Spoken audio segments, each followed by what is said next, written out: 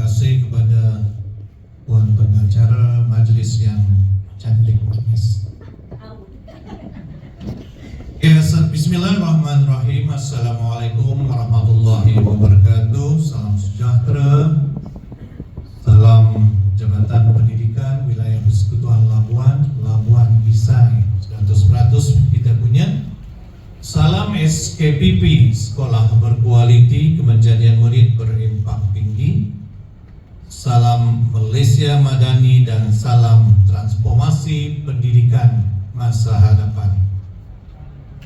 Yang saya kasihi semua rakan pembentang, kemudian yang dihormati semua hadirin dan hadirat yang ada di Dewan Pembentangan ini, dan terutamanya kepada tim IBPSS SKPP yang hadir sama. Oke, jadi saya perkenalkan diri terlebih dahulu. Saya Rosli bin Muhammad Ali, Guru Besar Sekolah Kebangsaan Patapatau. Jadi saya akan membentangkan tajuk yang telah dikeluarkan oleh pengacara majelis tadi, yaitu berkaitan tentang IBPSS SK Patapatau, Peneraju Transformasi Pendidikan Digital. Jadi kalau kita lihat pada paparan slide tersebut, yaitu di bahagian kanan adalah merupakan logo terkini tahun 2024 yang telah diberi nafas baru. Kemudian jadi untuk seterusnya kita berkenalan dulu tentang IBPSS SKPP. Kata orang, tak kenal maka tak cinta.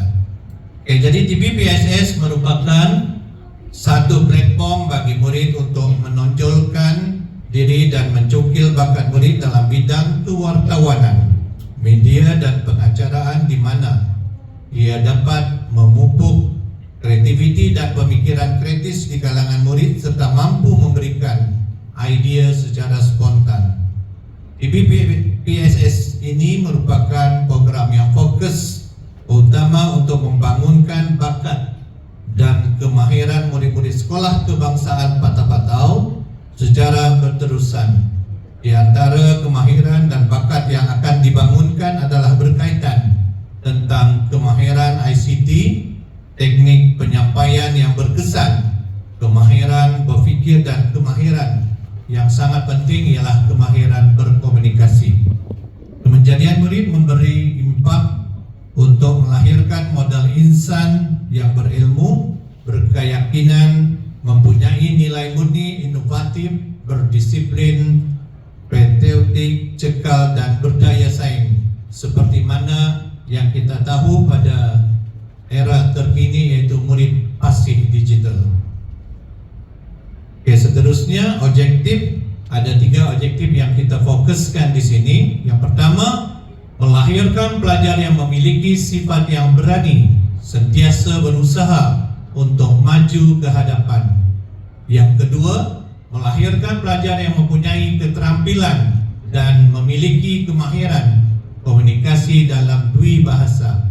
Dan objektif yang ketiga, memupuk budaya kolaboratif dalam kalangan pelajar dan organisasi serta pihak masyarakat. Seterusnya kita lihat perincian inovasi, di mana inovasi di IBPSS ini telah diilhamkan oleh saya sendiri apabila saya telah berpindah tugas ke SK Patapatau pada 27 April tahun 2021. Jadi kebetulan pada masa itu kita melihat kepada respon terhadap perubahan dunia pendidikan kita semasa pandemik COVID-19. Jadi tujuannya adalah untuk menyediakan satu platform pembelajaran digital yang lebih fleksibel dan secara interaktif. Seterusnya, idea inovatif ini dicetuskan oleh saya sendiri, dan pada masa itu penyelaras atau penggerak utama adalah mantan penyelaras Guru Perpustakaan Media, Cikgu Muhammad Al-Fai, yang kini bertugas di sektor sumber teknologi teknologi pendidikan. Dan apabila beliau sudah berpindah tugas, kita telah membuat satu pilihan yang bijaksana. Kata orang, patah tumbuh hilang berganti. Dan saya rasa saya tidak salah pilih, yaitu saya telah melantik Cikgu Muhammad Faris Muhammad Nasir selaku penyelaras TV PSS bagi Sekolah Kebangsaan Patapatau. Dan ternyata beliau ini mempunyai sijil khas untuk penyelaras TV Pusat Sumber. Jadi cikgunya ada di sini, Cikgu Muhammad Faris. Oke, seterusnya metodologi kajian ada 3 elemen utama. Yang pertama ialah pendekatan kualitatif, di mana temu bual dengan guru dan pelajar yang terlibat dengan TV PSS, yaitu 3 orang guru dan 10 orang murid yang terlibat secara langsung dengan TV PSS. Yang kedua, elemen yang kedua ialah pengumpulan data berdasarkan kepada pemerhatian terhadap program TV PSS, merekod pencapaian dan penghargaan yang diterima, yaitu data yang dikumpul seperti penghasilan, episod TV PSS, dan pencapaian yang telah dicapai pada setiap tahun. Elemen yang ketiga ialah berdasarkan kepada analisis data, yaitu melalui kajian perbandingan prestasi sebelum dan selepas penubuhan TV PSS, yaitu analisis data berdasarkan prestasi TV PSS dari tahun ke tahun. Itu metodologi kajian. Seterusnya, apakah keunikan dan keistimewaan inovasi ini? TV PSS bukan sekadar hanya saluran penyiaran, tetapi platform yang secara interaktif. Kemudian menggabungkan elemen multimedia seperti video, grafik, dan animasi yang menjadi bahan pembelajaran yang lebih menarik dan mudah dipahami berbanding dengan kaedah konvensional. Kita lihat ada 3 keunikan di sini, yaitu penerokaan secara digital. Murid-murid berpeluang untuk menerokai pendidikan digital seperti AI dan perisian pendidikan yang lain. Yang kedua, pembelajaran abad ke-21, penggunaan teknologi pendidikan dengan pendekatan pembelajaran secara komprehensif dan fleksibel. Yang ketiga, pembelajaran sepanjang hayat, di mana akses pembelajaran yang mudah pada bila-bila masa dan di mana jua melalui peranti digital. Apakah kepentingan? Kalau kita lihat ada beberapa kepentingan di sini, yaitu yang pertama meningkatkan literasi digital terhadap pelajar, yang kedua pembelajaran yang lebih interaktif, yang ketiga memupuk kemahiran komunikasi dui bahasa, yang keempat menyokong kemenjadian murid secara holistik, dan yang terakhir meningkatkan penglibatan semua pihak komuniti. Inilah hasil dapatan ataupun impak pelaksanaan TV PSS, di mana pada tahun 2022, tahun yang pertama selepas kita mengasaskan TV PSS ini, di mana kita telah menghasilkan 30 episod TV PSS untuk tahun 2022, dan kita telah berjaya merangkul 5 anugerah pada tahun 2022. Manakala pada tahun 2023 sebanyak 32 episod TV PSS telah dihasilkan, dan kita merangkul sebanyak 9 anugerah yang berkaitan tentang TV PSS. Jadi berlaku peningkatan daripada tahun 2022 hingga 2023. Ini untuk dapatan dan impak bagi tahun 2024, di mana pada tahun ini kita telah berjaya setakat bulan November, Mac hingga November 2024, kita telah berjaya menghasilkan 50 episod TV PSS, dan sebanyak 17 anugerah telah kita rangkul bagi tahun 2024. Jadi secara keseluruhannya untuk TBPSS SK Patapatau kita telah menghasilkan dari tahun 2022 hingga 2024 pada bulan November sebanyak 112 episode. Jadi ini merupakan satu kebitaraan bagi Sekolah Kebangsaan Patapatau. Rumusan data.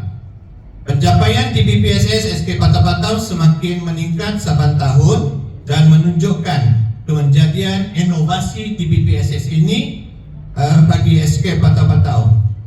Jadi kalau kita lihat dari segi pencapaian, tahun 2024 telah melonjak lebih 242,86% ketimbang 2023. Dan 340% ketimbang bagi tahun 2022. Pahamkah apa maksud ketimbang? Jadi Perdana Menteri kita Datuk Seri Anwar telah menggunakan istilah ketimbang ini dalam laporan belanjawan bagi tahun 2024 dan telah akan dimasukkan di dalam Kamus Dewan edisi yang kedua. Jadi kalau kita lihat memang berlaku perubahan peningkatan pengurusan TBPSS atau penghasilan episod bagi TBPSS Patapatau. Ini antara cabaran dan cara untuk mengatasinya, yaitu dari segi kengkangan infrastruktur teknologi, mana kita memohon bantuan peralatan melalui dana dan sumbangan daripada syarikat korporat, badan kerajaan seperti Majlis Agama Islam, wilayah persekutuan dan pihak NGO. Yang kedua, motivasi pelajar yang tidak konsisten untuk menggalakkan pelajar dengan ganjaran dan penghargaan, memperbanyakkan aktiviti dan program yang boleh menarik minat murid-murid. Yang ketiga, kekangan masa guru dan pelajar, yaitu menyusun jadual yang fleksibel bagi menggunakan penggunaan TBPSS seperti pada jadual waktu co-curriculum dan sebagai aktiviti tambahan selepas waktu persekolahan. Dan yang keempat, cabaran yang keempat, kesukaran dalam penghasilan kandungan yang berkualiti. Jadi cara mengatasi ialah dengan perancangan yang teliti dan berstruktur mengikut takwim persekolahan supaya kandungan bersesuaian dan penggunaan perisian yang mudah dan lengkap. Ini cadangan penambahbaikan. Yang pertama, peningkatan infrastruktur teknologi, latihan dan bengkel berterusan untuk guru. Kemudian pelibatan komuniti dan ibu bapa, penambahan kandungan yang lebih menarik dan interaktif, dan yang terakhir penggunaan data untuk penilaian penambahbaikan. Yang uraian tu baca sendiri ya. Kita lihat kepada kesimpulan. Kesimpulan di mana inovasi pendidikan yang berpotensi besar dalam meningkatkan kualiti pembelajaran melalui pembelajaran sepanjang hayat. Ini kita rumuskanlah. Semuanya terkandung di dalam kesimpulan ini. Jadi untuk menjimatkan masa, kita pembelajaran sendiri sajalah di sini. Dan slide yang terakhir. Saya minta rakan-rakan penonton untuk pegang telefon masing-masing. Kalau boleh, technician tolong zoom in barcode itu, QR code. Sorry ya, QR code. Di mana boleh dapatkah? Dapat? Kita bagi tugasan sedikit. Jadi QR code itu adalah kandungan tentang dapat saya along nanti ya sharingan. Berkaitan tentang TBPSS SK Patapatau, yaitu tentang buku tentang sejarah TBPSS SK Patapatau. Saya beri beberapa contoh di sinilah. Untuk tidak mengecewakan. Semua ada pengkisahan di sini, yaitu dia telah mencapai awal dia pada tahun ini bagi tempoh 3 tahun pelaksanaan TBPSS dengan pencapaian-pencapaian yang telah pihak SK Batau perolehi.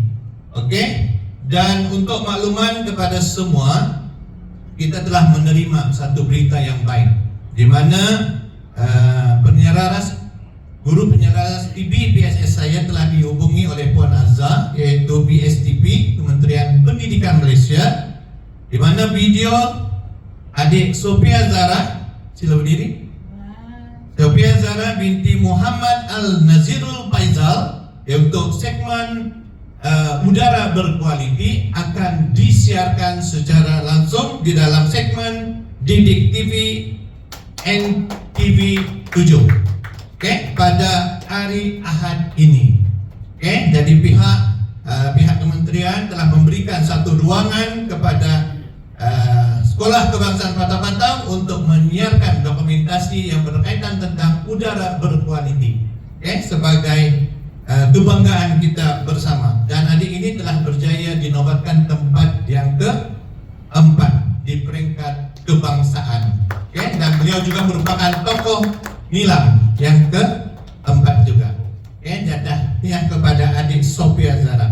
Jadi dari saya itu sahaja, perkongsian inovasi TBPSS SK Batau, peneraju transformasi pendidikan digital. Sekian, wabillahi taufiq wal hidayah. Wassalamualaikum warahmatullahi wabarakatuh.